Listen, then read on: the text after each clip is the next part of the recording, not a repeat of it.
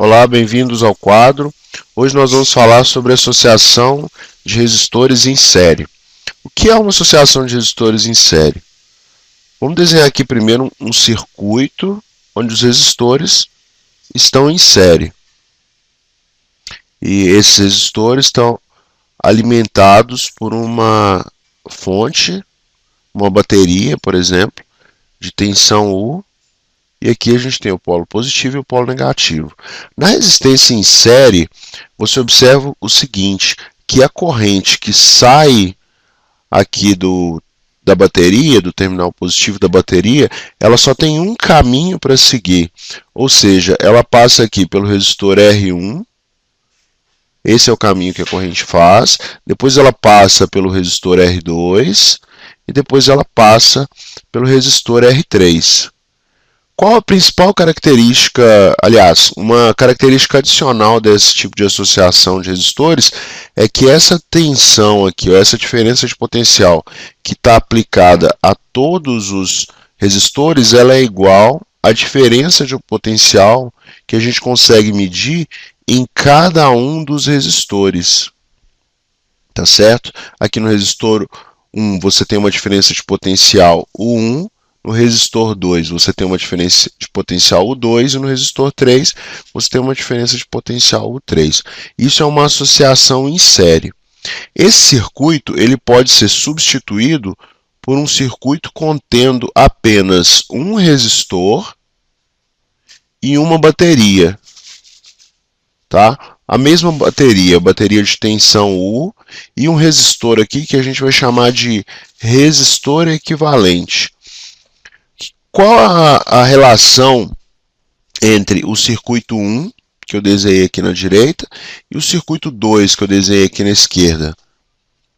Esses circuitos eles se comportam da mesma maneira, ou seja, a corrente que sai do terminal da bateria no circuito 2 é igual à corrente que sai da bateria no circuito 1. Tá bom? Agora vamos escrever aqui as características que a gente já observou. A primeira de todas, as tensões U1, U2 e U3, quando somadas, são iguais à tensão da bateria, na associação em série, né?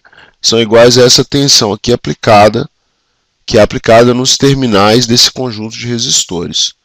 Outra coisa que a gente sabe também é que essa tensão é a mesma no circuito 2. A gente sabe também que vale a lei de Ohm para cada um desses circuitos. Ou seja, essa tensão U1 pode ser escrita da forma R1 vezes I.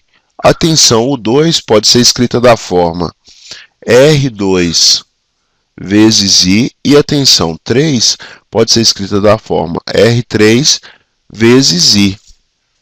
E essa tensão U, como que eu posso escrever? Eu posso escrever como R equivalente, que é a resistência ali daquele circuito equivalente, vezes I.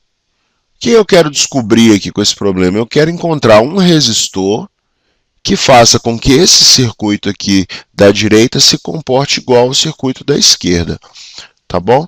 Vamos colocar o I em evidência. Você observa o quê? Que quando eu coloco o I em evidência, eu fico com a seguinte expressão: R1 mais R2 mais R3, isso tudo entre parênteses, vezes I, é igual a resistência equivalente vezes I. Ou seja, tá vendo aqui, ó, a resistência equivalente é igual à soma desses resistores. Então, eu vou escrever aqui já a nossa primeira conclusão desse tipo de circuito.